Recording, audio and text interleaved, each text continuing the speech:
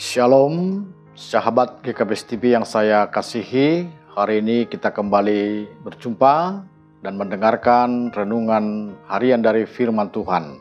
Sebelum kita mendengarkan firman Tuhan, kita berdoa. Ya Tuhan Allah Bapa kami, Bapa yang baik, terima kasih Tuhan atas berkat-Mu yang memberikan kehidupan yang baru pada hari ini. Kami akan memulai kembali aktivitas kami, kiranya firman-Mu yang menuntun hidup kami. Di dalam nama Yesus Kristus kami berdoa dan mengucap syukur. Amin. Saudara-saudara yang dikasihi Tuhan, firman Tuhan yang menjadi renungan bagi kita pada hari ini diambil dari kitab Ayub pasal 9 ayatnya yang ke-10. Demikian firman Tuhan.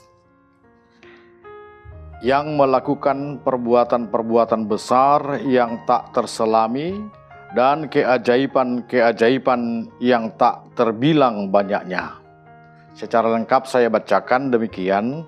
Allah yang melakukan perbuatan-perbuatan besar yang tak terselami dan keajaiban-keajaiban yang tak terbilangi banyaknya. Demikian firman Tuhan. Saudara yang dikasihi Tuhan, sudah jatuh tertimpa tangga. Itulah pengalaman Ayub. Ia menderita lahir batin. Ayub kehilangan mata pencahariannya secara beruntun. Keledai, kambing domba, dan unta-untanya telah mati dan dirampas. Pada saat yang bersamaan, Ayub juga menerima kabar tentang kematian anak-anaknya laki-laki dan perempuan. Ayub benar-benar mengalami penderitaan yang luar biasa. Penderitaannya tidak berakhir pada kehilangan ternak dan anak-anaknya. Ia pun kemudian menderita penyakit bisul yang busuk dari telapak kakinya sampai ke ujung kepalanya. Istri yang seharusnya menjadi pendamping setia dalam penderitaan justru mempertanyakan, "Masihkah engkau bertekun dalam kesalehanmu?" Sahabat-sahabat Ayub, Elifas, Bildad, dan Zofar juga datang dengan maksud menghibur. Tetapi faktanya malah menghakimi Ayub. Mereka tetap pada pendapatnya bahwa penderitaan Ayub adalah karena dosa-dosanya di hadapan Tuhan. Memang benar sudah jatuh ditimpa tangga lagi. Ayub benar-benar sendirian menghadapi penderitaannya. Meski demikian, Ayub tetap bertahan pada imannya bahwa Tuhan adil bagi dirinya.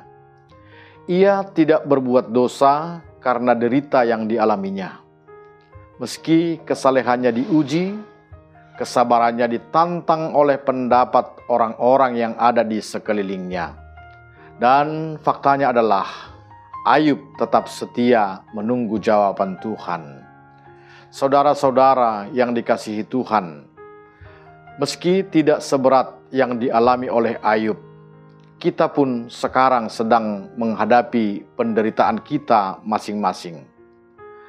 Ada banyak orang bersedih karena kehilangan orang-orang yang mereka cintai.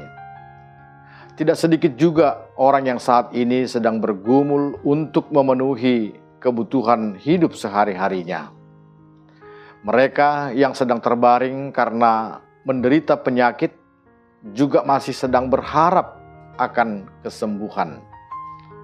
Ada orang yang menderita karena harapan-harapannya tidak tercapai. Ada yang belum mendapat pekerjaan, belum mendapat jodoh, menanti buah hati yang belum juga kunjung tiba. Dalam lingkungan pekerjaan juga kita bisa saja kelelahan dalam menghadapi tekanan-tekanan karena kita melakukan sebuah kebenaran.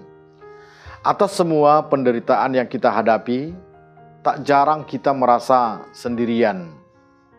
Terkadang ada rasa bersalah terhadap diri sendiri.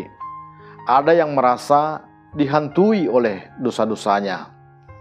Bahkan bisa saja kita digoda untuk menyalahkan alam sekitar kita, menyalahkan seseorang yang di samping kita, atau bahkan kita digoda untuk menyalahkan Tuhan. Inilah realita perasaan-perasaan orang yang sedang menghadapi penderitaan. Saudara yang dikasihi Tuhan, Ayub memberi kita sebuah pelajaran. Ayub menderita, lebih kurang sama seperti kita yang sedang menghadapi penderitaan kita masing-masing. Kesaksian Ayub menolong kita, menolong gereja, menolong orang-orang percaya dalam menghadapi penderitaan. Ternyata ada sisi lain yang diperkenalkan kepada kita.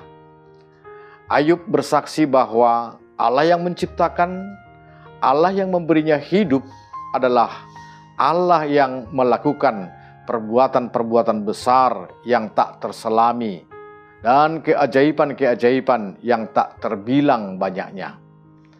Itu bisa saja terjadi bahkan melalui penderitaan yang kita alami. Memang benar, dosa yang telah menimpa hidup kita membuat kita tidak bisa luput dari penderitaan.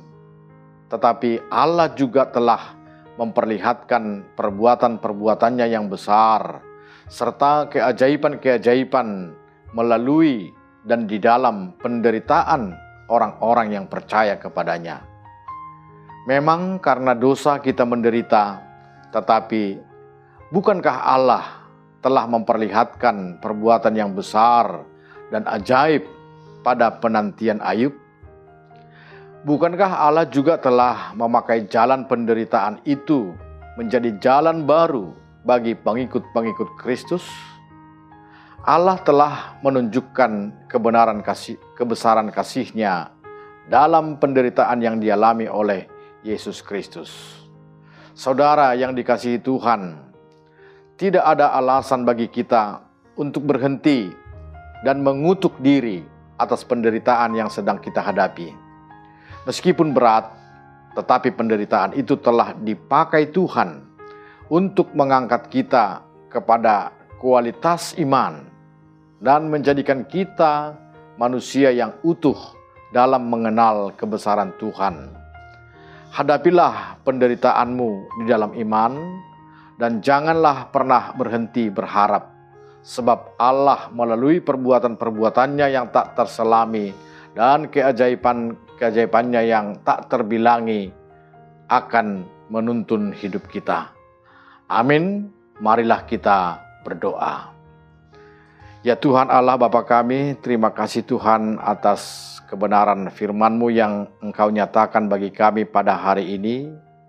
Biarlah kami dalam segala aktivitas kami, dalam segala kehidupan kami selalu dibimbing oleh firman-Mu, sehingga kami boleh menerima kekuatan, kami boleh dituntun kepada jalan yang benar. Terima kasih Tuhan, di dalam Yesus Kristus kami berdoa. Amin.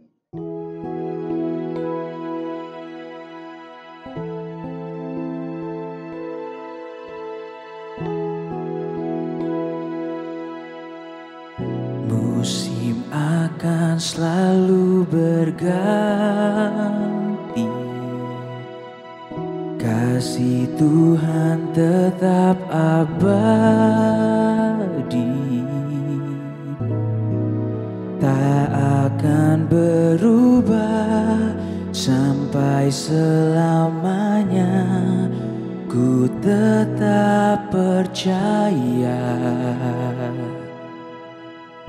ku yakin Tuhan memberkati,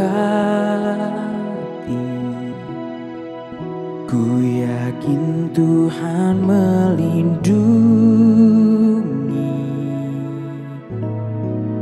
Burung di udara Tuhan pelihara karena kasih-Nya.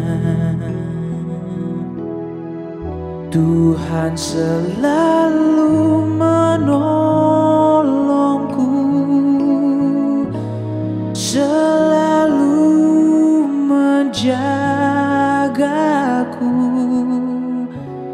Terhelai di rambutku tak akan terjatuh tanpa seizinmu. Tuhan selalu menolongku, selalu menjagaku. Dia mengenyangkanku dan peliharaku seumur hidupku. Tuhan selalu menolongku, selalu menjagaku. Sehelai di rambutku tak akan terjatuh tanpa seizinmu. Tuhan selalu menolongku, selalu menjagaku. Dia mengenyangkanku dan peliharaku seumur hidupku. Dia mengenyangkanku dan peliharaku seumur hidupku.